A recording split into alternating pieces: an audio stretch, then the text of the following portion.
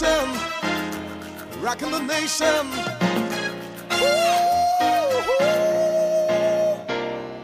Life is the answer to all the questions. Buenos días, compañeros de Anafinet. El día de hoy estamos transmitiendo desde aquí Proyecto Grado Cero, Antigua Escuela Nacional de Jurisprudencia, para el foro virtual de la Asociación Nacional de Fiscalistas. El día de hoy nos acompaña el doctor Rodolfo Cancino Gómez, quien nos está hablando. ¿Qué?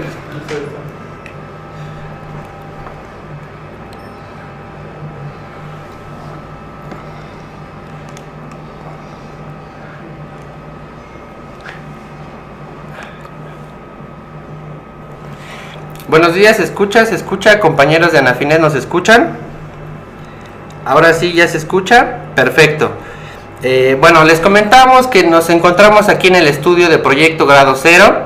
Estamos con el doctor Rodolfo Cancino Gómez, quien nos hizo el favor de estar aquí con nosotros para platicarnos sobre esta obra que ya hemos estudiado previamente en algunas sesiones pasadas, que se intitula El ingreso de China a la Organización Mundial del Comercio, análisis jurídico e implicaciones comerciales para México. Estamos aquí para platicar y hacer los comentarios respectivos sobre este libro. Ya lo habíamos platicado anteriormente en otros programas. Y pues bueno, sin más preámbulos, le cedo la palabra, doctor Rodolfo Cancino. Adelante, por favor.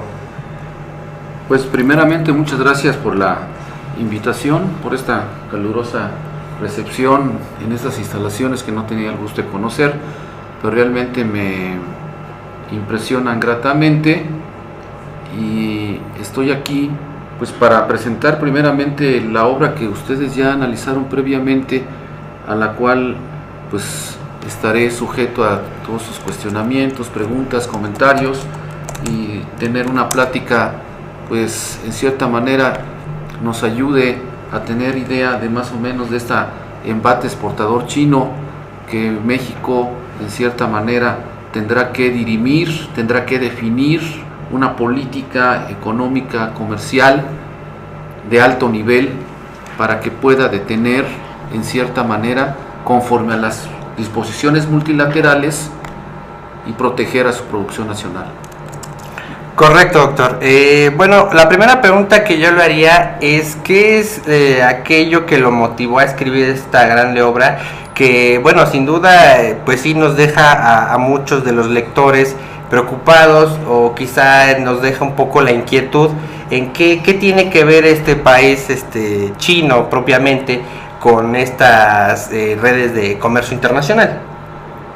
Mira, como tú dices, ¿por qué me llevó a escribir este libro tomando en consideración a China? Primero, yo creo que es la preocupación que existe para que todos los agentes que intervienen en la relación económica México-China definan una posición ante este país.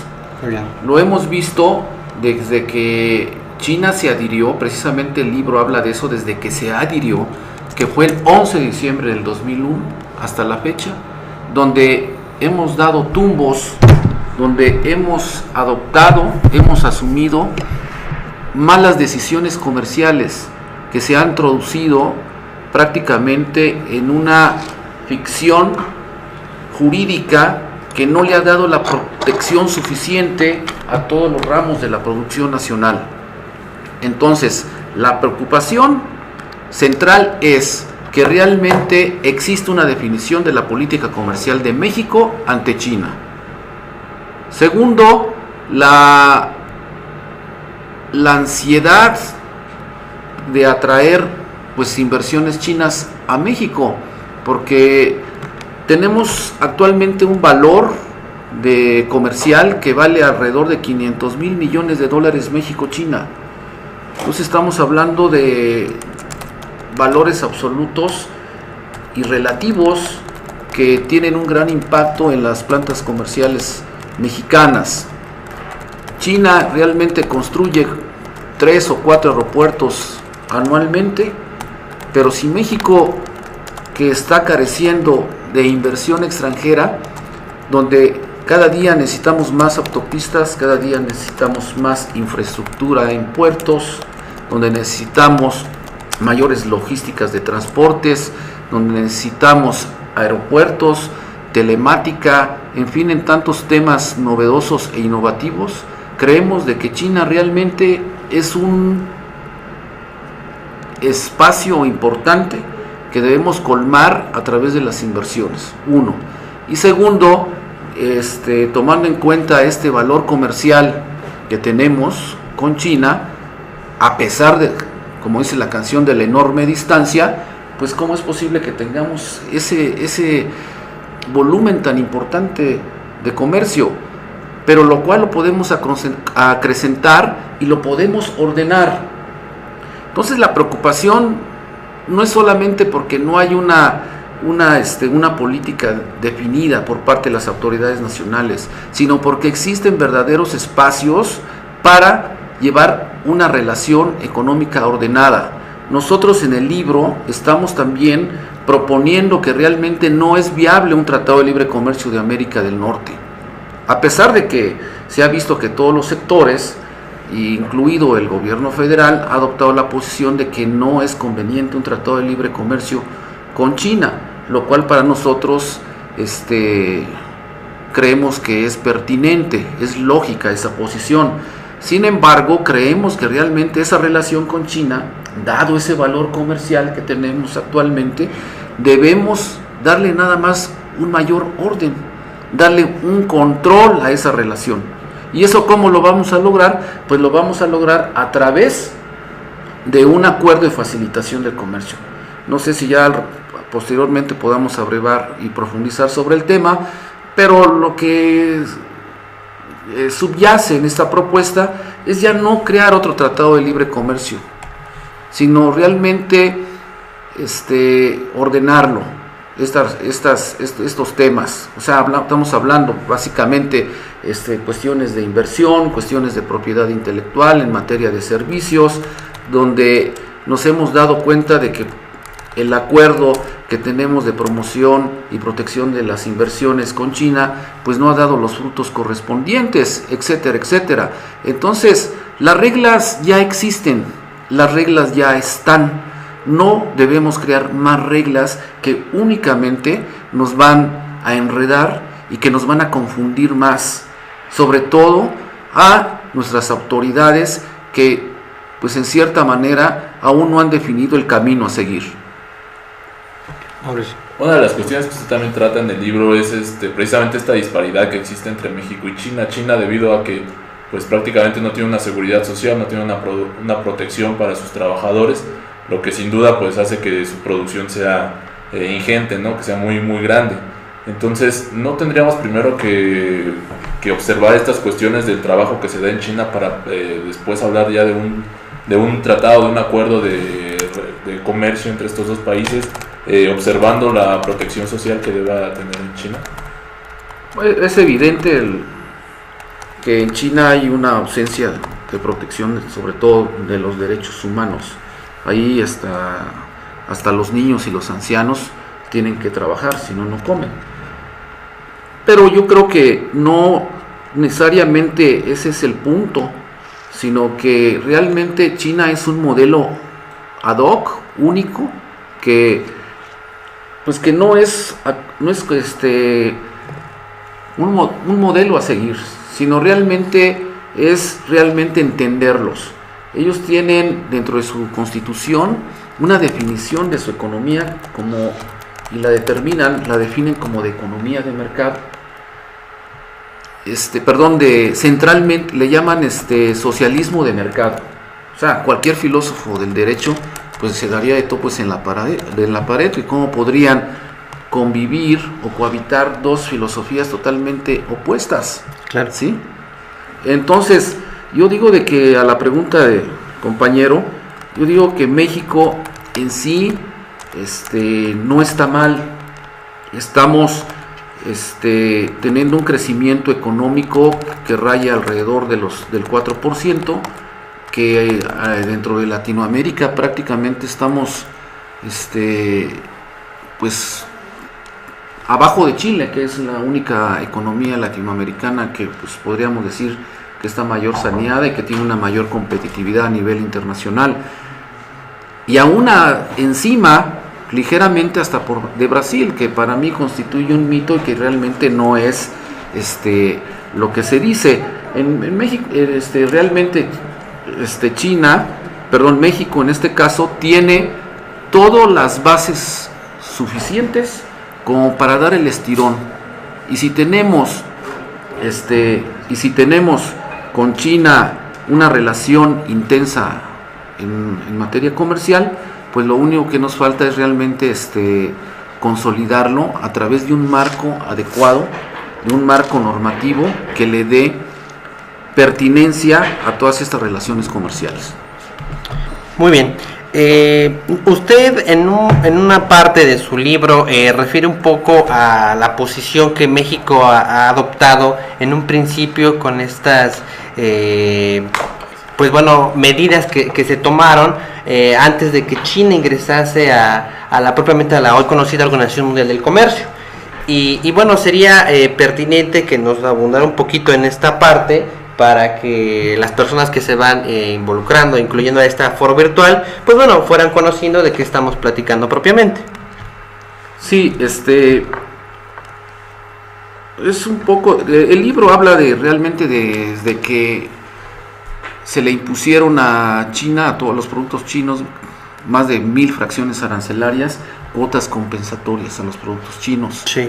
Si nuestro auditorio no está muy familiarizado con esa figura, podemos en cierta forma describirlo como una medida que en cierta manera va a nivelar las competencias en materia de precios, o sea, evitar la discriminación de precios. Es vender un producto más abajo de su valor normal del país de origen, en este caso en China. Entonces realmente si tú vendes productos mucho más baratos, entonces vas a, pues en cierta forma, desalentar la producción nacional, le vas a ocasionar un perjuicio grave o va a retrasar el establecimiento de una producción nacional. México en los 90 pues venía de una adhesión de 1986 al GATT, donde no teníamos mucha experiencia en el tema, teníamos poca experiencia, existía una débil infraestructura técnica y administrativa, también un número menor de normas técnicas para que pudieran en cierta forma garantizar la calidad de los productos chinos en esos momentos. Entonces, como nos vimos en esos tiempos, pues inundados por todo ese tipo de productos que todos ya conocemos, que básicamente fueron pues juguetes, textiles, hasta productos químicos, bicicletas, etcétera, etcétera. Entonces, la autoridad nacional lo que determinó en ese entonces fue imponer cuotas compensatorias, pero de un alto rango, que alcanzaban iban más allá del 1000% ad valor de los productos chinos, para proteger a nuestra planta productiva nacional. Luego, ¿qué es lo que pasó? Que pues como ustedes saben, según nuestra ley de comercio exterior, las cuotas compensatorias tienen una duración de 5 años y pueden ser revisadas anualmente, y existe un examen de vigencia quinquenal. Pero pues desde los 90 se impusieron, pero cuando empezaron ya las negociaciones de adhesión de China a la Organización Mundial de Comercio, México negoció exitosamente que esas cuotas compensatorias no se eliminaran de tajo al ingreso de China, sino que se diera un periodo para que México pusiera en consonancia a las disposiciones de la OMC todas esas resoluciones en materias de cuotas compensatorias, lo que se llamó cláusula de paz, que tardó, según lo acordado, 6 años, entonces que se extinguieron, o sea, si empezaron a correr desde su ingreso formal de China, que fue el 11 de diciembre de 2001, tendrían que, de cierta manera, ponerse conformidad a las normas de la OMC el 11 de diciembre de 2007. Eso es lo que rezaba ahí en el libro se especifica muy bien, en el anexo 7 del protocolo de adhesión de China, que México debería de poner de conformidad, es decir, hacerlos compatibles. Si bien existían dudas sobre esas investigaciones que se realizaron en los productos chinos, pues lo único que México tendría que hacer es analizar caso por caso y ponerlas de conformidad al marco multilateral, en este caso el acuerdo antidumping de la Organización Mundial de Comercio. Sin embargo, pasó lo contrario, o sea, lo que sucedió fue de que se removieron radicalmente todas las cuotas compensatorias a partir de enero del 2008, y eso conllevó a otra serie de implicaciones jurídicas y comerciales para México. Entonces, este es el primer gran escenario donde China no puede, en cierta manera, hacer nada contra esas cuotas compensatorias durante esos 6 años. Por eso se llamaba cláusula de la paz, para que esas resoluciones no se ventilaran, no se analizaran dentro del proceso de solución de diferencias de la OMC, específicamente en el acuerdo antidumping. Entonces, eso es prácticamente el detonador de toda esta historia no truculenta, sino de toda esta historia sobre la imposición de cuotas compensatorias a China, que derivó a posteriori en la negociación de lo que se llamó el acuerdo de remedio comercial. Muy bien, aquí en el foro virtual nos hacen un comentario, nos dicen: el verdadero problema será cuando China comience a hacer productos de calidad, desplazará fácilmente a varios países, ocasionando una crisis mundial. ¿Qué opinión le merece a usted, doctor?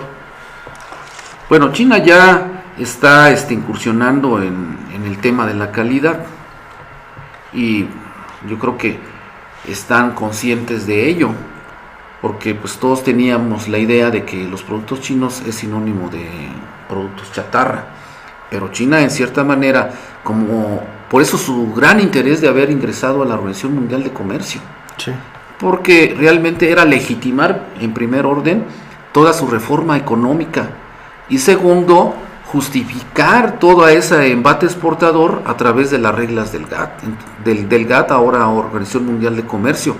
Y como ustedes saben, dentro de este sistema basado en reglas, existen toda una serie de acuerdos específicos sobre cada una de las materias comerciales, y una de ellas es la calidad, y está ahí el acuerdo que se llama Obstáculos Técnicos al Comercio, donde todos los países tienen que incursionar para instrumentar, para establecer, para armonizar normas de calidad, para establecer laboratorios internacionalmente acreditados, en fin, para que todos los productos realmente tengan y cumplan con todas esas instancias en los procesos de certificación de los productos y tengan la calidad necesaria.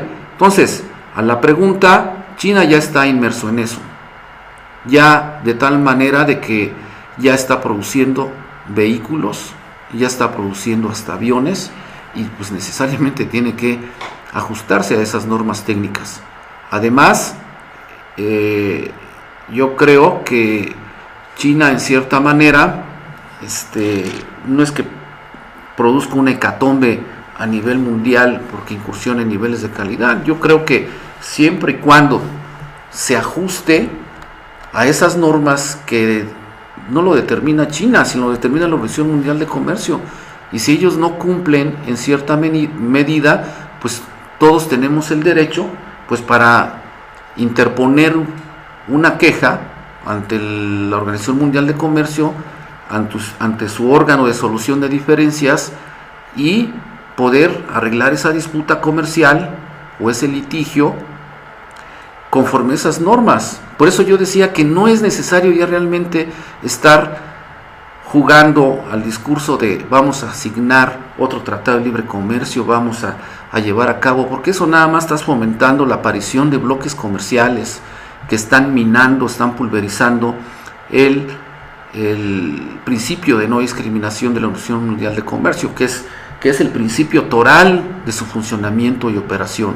Entre más bloques comerciales aparezcan, está teniendo menor base de existencia este organismo multilateral. Por ejemplo, China actualmente paga una renta o paga regalías sobre algunas patentes y marcas gringas para la elaboración, producción y hasta comercialización de zapato deportivo. Si nosotros nos metemos a las estadísticas de Estados Unidos, nos vamos a dar cuenta de que en su Producto Interno Bruto hay un porcentaje importante sobre estos royalties que están pagando porque China lo realiza. Entonces, a veces esto es más conveniente porque ellos prácticamente realizan cualquier proyecto de inversión, hacen el traje a la medida y es financieramente más viable y más fiable. Así es. Nos hacen una pregunta en el foro, nos dice Eugenia, ¿qué opina usted del Dragon Mall que se va a instalar en Quintana Roo? ¿Cómo afectaría esto a nuestro país? Pues mira, Eugenia, realmente yo digo de que se ponga el Dragon Mall o se pongan 10 Dragon Malls, o sea, la situación comercial es la misma, o sea, los productos chinos están llegando. Sí. Están llegando de una otra manera. El hecho que ya formalicen ese comercio pues ya no tiene ninguna implicación. Lo que nosotros, por eso lo que estamos tratando en el libro es que realmente todos esos productos chinos entren por la vía legal, ¿sí? Evitemos la falsificación, evitemos la piratería. Eso es únicamente la propuesta que estamos haciendo. Si los productos chinos están ya dentro, nosotros estamos obligados, conforme al principio de trato nacional que permea la Organización Mundial de Comercio y que se traduce en que a todos los productos importados les tendrás que dar el mismo trato, no menos favorable que a los productos nacionales. No puedes imponer impuestos o cargas interiores diferentes a los que tú impones a tus productos nacionales. Por eso los esfuerzos tienen que hacerse en frontera, deben modernizarse las aduanas, deben eficientizarse y deben realmente pues llevar a cabo el monitoreo de esas importaciones de los productos chinos para que realmente no estén haciendo una práctica desleal a nuestros productos mexicanos. De tal forma de que México acaba de instrumentar, como ya no tenemos ni cuotas compensatorias, ni tenemos las que se denominaron medidas de transición, ahora se están monitoreando todas las importaciones del calzado chino. La Secretaría de Economía, ante el clamor, la preocupación que tienen todo este sector en el Bajío, básicamente, de la industria del calzado, entonces todos los productos chinos, antes de exportarse a México, tendrán que ser certificados por un organismo allá en China para que analicen si realmente con un listado previamente establecido de donde están los precios mínimos, únicamente se puedan exportar aquellos que estén arriba de esos precios, de ese listado que es referencial, que es una lista meramente ilustrativa. Y a posteriori se enviará esa lista y ya podrán exportarse a México, y ya con esa certificación tendrá conocimiento de la Secretaría de Economía, y esta a su vez le enviará al SAT, que es el brazo ejecutor en frontera, para que realmente pueda detonar, en este caso de este programa de monitoreo de las importaciones de calzado, realmente ver si no viene alguna subfacturación o se está practicando alguna figura que vaya en contra de los principios de la Organización Mundial de Comercio. Pero eso ya está muy bien determinado, de que si se detecta algo, tendrán que llevarse a cabo una prevalidación de las exportaciones chinas de calzado, y en su caso poder aplicar hasta el embargo precautorio o el inicio de un procedimiento administrativo en materia aduanera, que es lo que se llama PAMA. Entonces, en cierta manera se están haciendo acciones para que se pueda dar control y seguimiento a todas las importaciones de productos chinos. De manera específica es este programa para el calzado. Eso va pues más o menos a la pregunta que nos hizo Eugenia, ¿no es así? Sí. De que qué pasaría con este, pues sí, ya realmente ya esos productos pues ya entraron al país y de una otra forma ya cumplieron con todos los requisitos aduaneros en su momento. Sí, Mauricio. Ahora bien, usted también menciona otro tema importante en el libro, que es la propiedad intelectual, propiedad industrial, que pues específicamente detalla en lo que es la manufactura de productos muy típicos mexicanos, como son las guitarras de Paracho, Michoacán, la talavera de Guanajuato, el bajío que precisamente mencionaba, el tequila, esta denominación de origen de Jalisco. Esto pues vemos que usted también lo expone en el libro y que pues puede peligrar, ¿no?, la producción de estas prácticamente artesanías mexicanas en un comercio con China, porque pues vemos que ellos también, dado que su producción, su propiedad intelectual pues no está regulada, pues es muy fácil como que copiar, ¿no?, todas estas cuestiones. No sé si tienen conocimiento, pero pasó con el caso del nopal, de que ellos se lo llevaron alrededor hace de 15 años y pues nosotros nada más lo comíamos, pero ellos ya realmente le dieron otro tipo de aplicaciones, sobre todo farmacéuticas, cosmetológicas, etcétera, y por tanto, o sea, ellos ya generaron una industria sobre ese producto de procedencia 100% mexicana, ¿no? Claro. Y así puede suceder con muchos tipos de productos. En cualquier lado del mundo China está. Esa es una realidad. Por eso en el libro se habla de que cuando China dijo yo quiero entrar a la OMC, pues todos se pusieron de los pelos de punta y dijeron, no, pues cómo es posible, aquí tenemos que negociar nuevas reglas, ¿sí? Porque de otra forma, como están estas reglas, no vamos a poder competir a un nivel igualitario, porque China en cierta manera, pues eso es lo que quería, entrar a la OMC y en cierta forma sacudirse todas las investigaciones que en materia antidumping, antisubvenciones o por salvaguardias le estaban aplicando Estados Unidos y Canadá. Y se negociaron nuevas reglas, cosas positivas como cosas negativas. O sea, como en toda negociación que se tiene que dar y se tiene que recibir. China quería ingresar a cualquier costo y lo logró. Y los países desarrollados y con los países que tenían ciertos intereses específicos, como era México, pues también lograron en cierta manera colmar sus intereses y introducirlas dentro del anexo 7 del protocolo de adhesión de China. Una cosa que aparte de la cláusula paz que se negoció con México, también se negoció una cosa importante que fue la aplicación, y no solo México, es para todos los miembros de la Organización Mundial de Comercio, que es aplicar una salvaguardia de transición por desorganización de mercado o por desviación de comercio. Aún yo no me explico por qué la autoridad mexicana, en vez de llevar a cabo esta medida,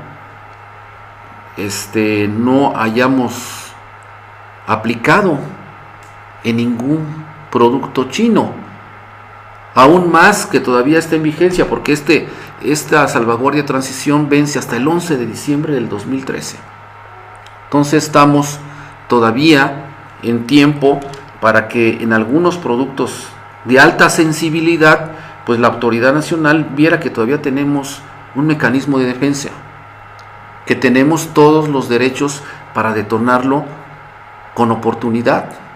Si bien nosotros ya adquirimos el compromiso de no llevar a cabo investigaciones de cuotas compensatorias para que nos permitiesen en su momento aplicar las medidas de transición, que si ustedes bien leyeron en mi libro, su naturaleza jurídica no es definida, es desconocida, se parece pero no es a una salvaguardia, se parece pero no es a una cuota compensatoria, que ya de por sí la figura de la cuota compensatoria tiene ciertas connotaciones que no son aceptadas jurídicamente por todos los conocedores del comercio exterior. Y las medidas de transición los adoptaron como una sustitución, o sea, como medidas sustitutas de las cuotas compensatorias. Por eso dio lugar a que se dieran muchos amparos, o sea, se interpusieran muchos amparos, los cuales no prosperaron.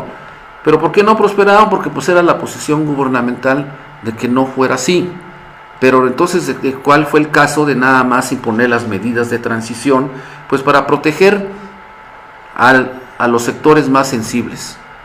Y esto pues tuvo una que ya se extinguieron, que fue ahora en el 2011, en octubre del 2011 se extinguieron finalmente las medidas de transición y actualmente estamos descobijados. Por eso es un tema de que tenemos que seguir abrevando, porque dirán: oye, Rodolfo Cancino, ¿por qué escribiste un libro que se llama El ingreso de China al OMC? Eso ya fue desde el 2001. Exacto. Sin embargo, aún tenemos mecanismos que están vigentes.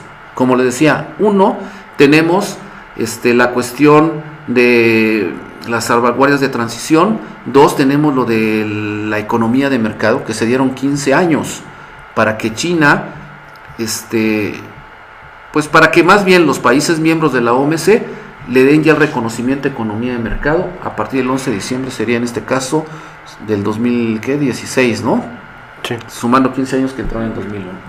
Así es. Entonces, y lo otro, que las cuotas compensatorias sigue siendo un tema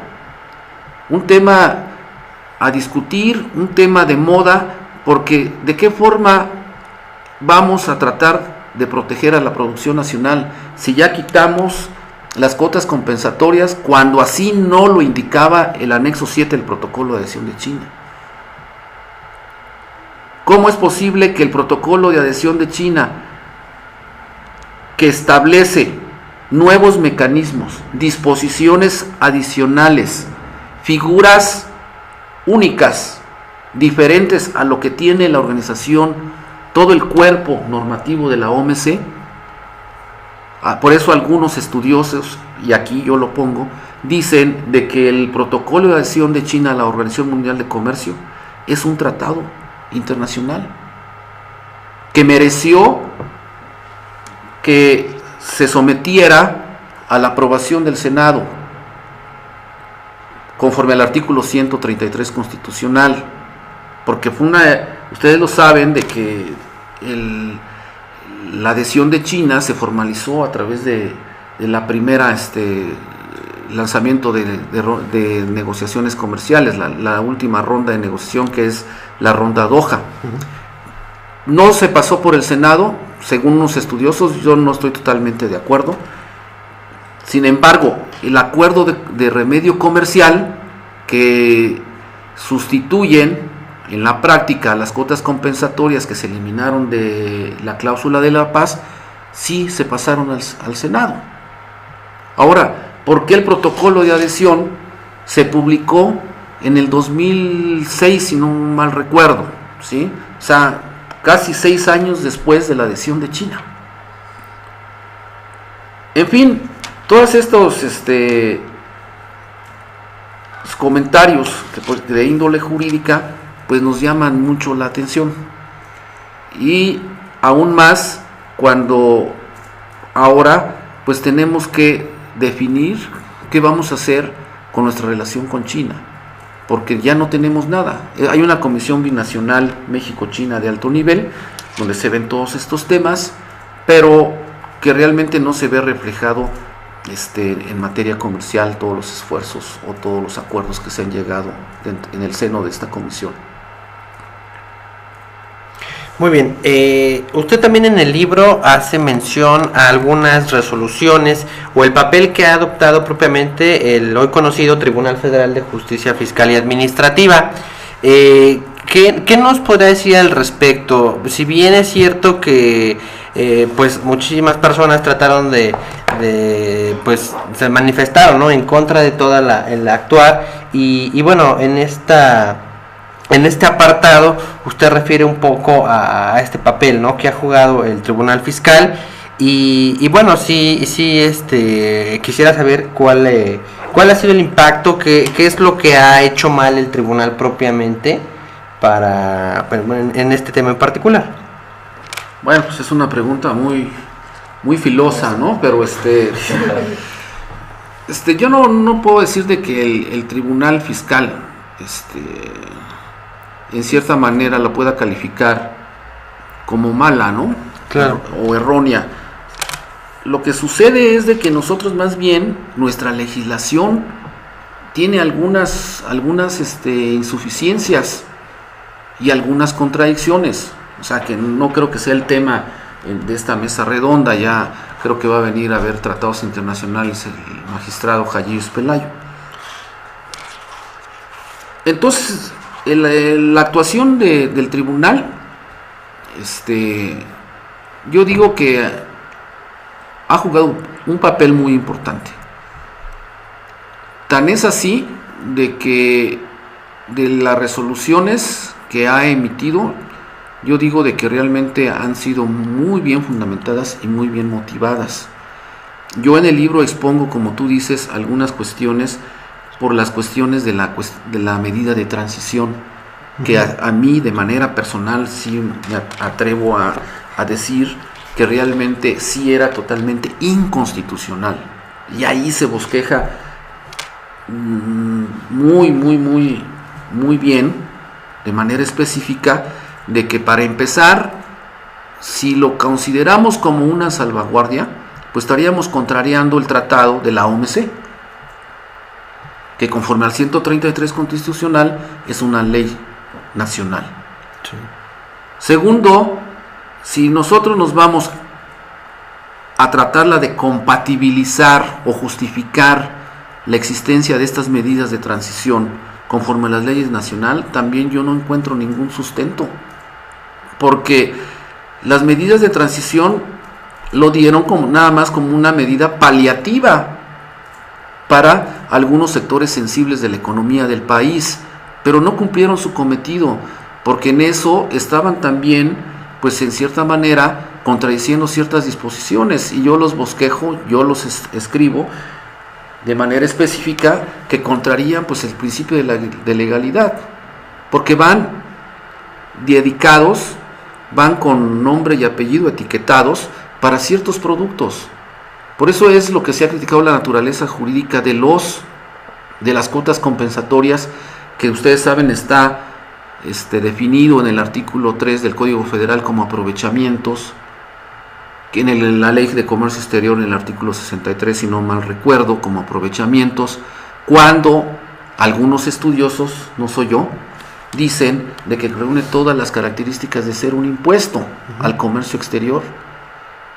Entonces, pues yo digo que por un lado, si le denominan cuota compensatoria tratando de fusilarse el término que existe, el acuerdo de subvenciones y medidas compensatorias que está en la OMC, pues no tiene cabida ni tiene justificación al amparo de nuestra ley nacional. Por eso decía yo que tu pregunta sí es difícil de contestar, muy difícil. O sea, ¿por qué está mal el Tribunal Fiscal? El Tribunal Fiscal, o sea, se ha especializado, creo que hay unas salas ya sobre materia de propiedad intelectual, pero lo que más urge, ahí sí yo diría, y más que todo en un tono recomendatorio para que no se me molesten, es que deberían especializarse en materia de comercio exterior, porque el comercio exterior es todo. Sí. ¿Sí? Engloba prácticamente lo de propiedad intelectual. Tan es así que la misma Organización Mundial de Comercio, en su artículo 10 del GATT de 1947, establece que todos los países miembros deberán y tienen la obligación de establecer tribunales ad hoc especializados en la materia, y no, actualmente no lo tiene el Tribunal Fiscal. Ahora, en materia de subvenciones y cuotas compensatorias, ¿sí?, o de todas las prácticas desleales, como está en nuestra Ley de Comercio Exterior, hay tesis donde dicen de que se deben de fundamentar todas sus resoluciones conforme a los acuerdos de antidumping o el acuerdo de subvenciones en materia compensatoria. ¿Por qué? Porque tenemos una ley de comercio exterior que en su momento, ¿sí?, le dio un tratamiento al GATT de entonces, o en los inicios de la OMC, como un tratado heteroaplicativo. Ustedes ya saben que es un tratado heteroaplicativo, que realmente es cuando surte efectos una vez que se incorpora a nuestra legislación nacional, o sea, cuando ya realmente pues distorsiona, causa algunos perjuicios o causa algunos beneficios. Pero las disposiciones de ese tratado internacional, ¿sí?, que es el acuerdo antidumping, pues se incorpora de manera directa a nuestra legislación nacional.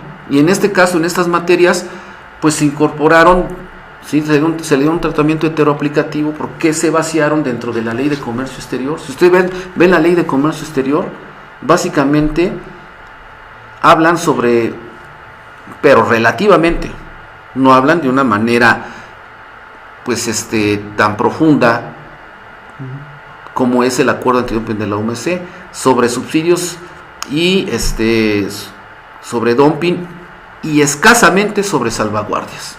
Entonces, quisieron darle ese tratamiento, pero yo digo que ese ejercicio fue mal porque fue una manera parcial y relativa. Entonces, lo que realmente pues se debe fundar todas las resoluciones es de que tengan plena compatibilidad con ese tratado que es ley nacional, que son los acuerdos de la OMC en materia específica. Sí, muy bien. También yo quisiera preguntarle, bueno, usted hace muchos comentarios respecto a esta falla en la técnica legislativa del Estado mexicano. Y bueno, ahora que no contamos con todas estas medidas de restricción al comercio no arancelarias, ¿cuál sería ahora el mecanismo o los mecanismos que debieran implementarse en el Congreso de la Unión para que protegiéramos a nuestros productores nacionales? Me gustaría que otra vez me lo pudieras construir. Sí, reformulo mi pregunta, es decir, ¿cuál sería el papel que le correspondería actualmente a nuestras autoridades, sobre todo al Congreso de la Unión en materia legislativa, quizá al Poder Judicial, ¿por qué no?, en el cual se establezca alguna otra medida de protección a la producción nacional propiamente? Es decir, nos encontramos en un estado de indefensión ante este pues poder destructor de la mano de los propios de China, no propiamente con su intervención en el comercio internacional, pues cómo ha ido devastando a las mercancías de otros países, a países como México, que si bien pues no tienen una gran fortaleza en tanto sus mecanismos jurídicos. ¿Cuál sería el papel del Estado mexicano en cuanto a eso? ¿Cómo podemos proteger a nuestros productores nacionales, aunado que también, pues bueno, los consumidores de este país, pues realmente se sienten muy orientados a adquirir productos de la calidad china, ¿no?, que realmente son por un costo mucho menor y es mucho más accesible tener el acceso a estos mismos? Bueno, es difícil decir qué es lo que tenemos que hacer, y yo soy el indicado para decirle qué tiene que hacer la autoridad nacional. Lo que sí puedo decir es que hay muchas acciones que realizar. Por ejemplo, desde el plano jurídico, que es lo único que yo soy competente para opinar, si nos vamos nada más a firmar tratados conforme al 133 constitucional, pues nos va a pasar lo que tenemos actualmente, que estamos totalmente pues rebasados, invadidos de tantos tratados comerciales que hemos firmado. Ahí sí yo diría de que ni siquiera están actualizados, que han estado sobre la mesa durmiendo el sueño de los justos. Yo digo que primero se tiene que revisar todos esos tratados con los que tenemos relaciones y realmente ver realmente cuáles son los que son viables. Con China es evidente que tenemos que signar un acuerdo de facilitación del comercio, y ahí tengo yo los términos de referencia en el libro de cómo podríamos poner orden en esos temas tan controversiales.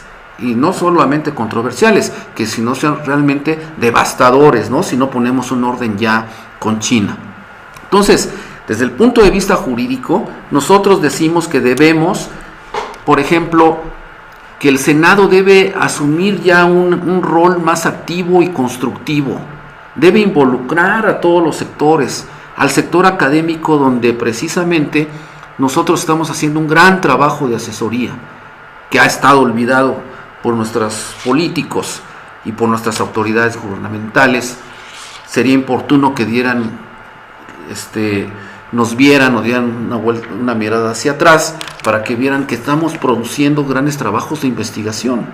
Y ahí decimos, por ejemplo, que el artículo de las facultades del Senado, en el artículo 76, fracción primera, se habla de orientar la política exterior.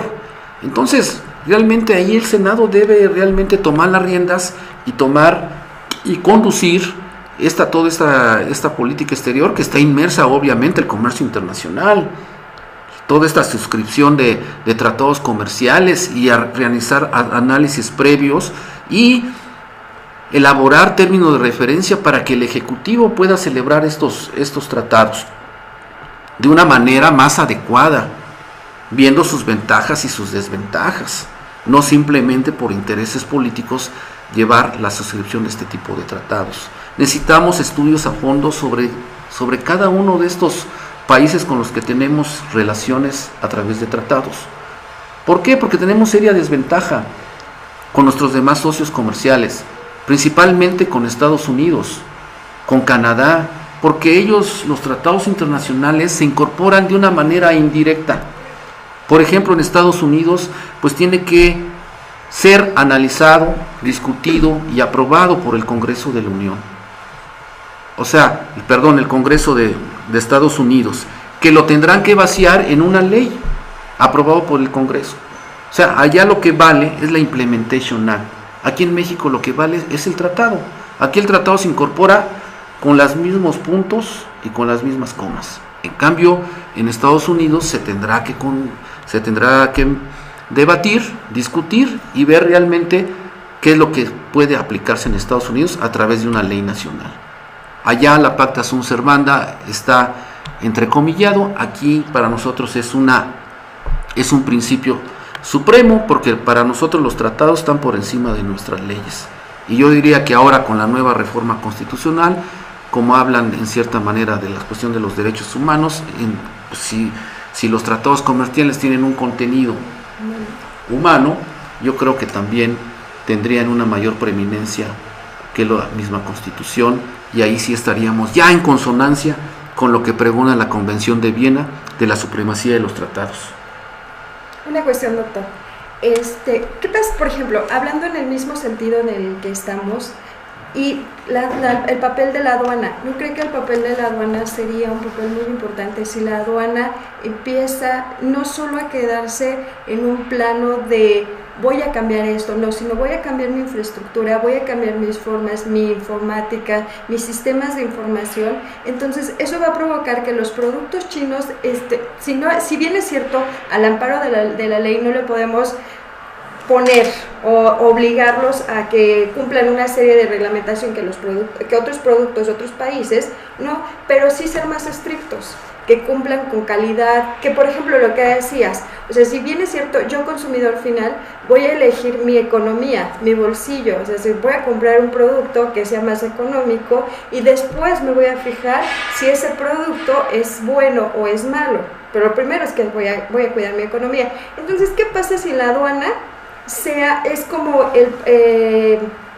un catalizador? Es decir, voy a cuidar que esos productos chinos cumplan con determinados estándares de calidad, independientemente de los estándares que hablamos de una ISO, de las ISOs internacionales. ¿Podría ser un mecanismo para ayudar en contra de los productos chinos? Mira, no es solo contra los productos chinos, sino contra cualquier producto. Y es un tema que está en discusión dentro de la Ronda Doha. La Ronda Doha ha creado un grupo de trabajo sobre facilitación del comercio, que pretende establecer todo eso que tú estás planteando, que es realmente crear aduanas modernas, eficientes, automatizadas y en cierta medida evitar la participación de terceros ajenos.